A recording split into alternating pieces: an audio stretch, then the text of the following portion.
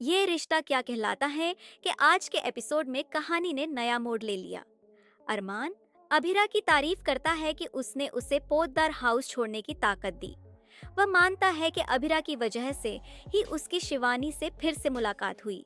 दोनों मिलकर नए चूल्हे का स्वागत करने का फैसला करते हैं।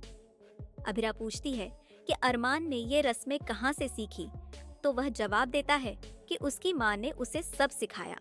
जब अभिरा उससे विद्या के बारे में पूछती है, तो अरमान गुस्से में कहता है कि विद्या ने उसे इस्तेमाल किया और वह अब उसके बारे में बात नहीं करना चाहता।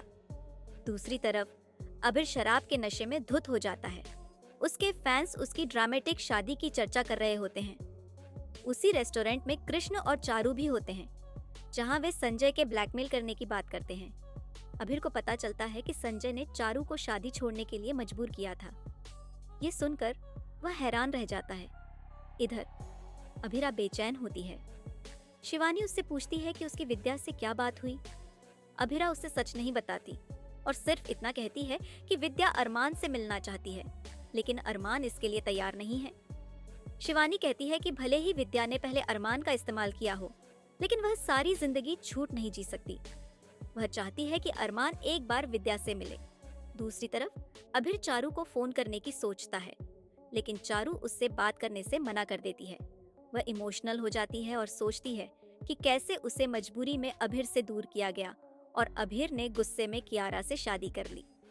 अभिर को एहसास होता है कि चारू अब भी उसे प्यार करती है। अरमान जब घर लौटता है तो अभिरा उसे डिनर के लिए कहती है, लेकिन वह उसे अनदेखा कर देता है। अभिरा उसे मनाने की कोशिश करती है और दोनों करीब आ जाते हैं।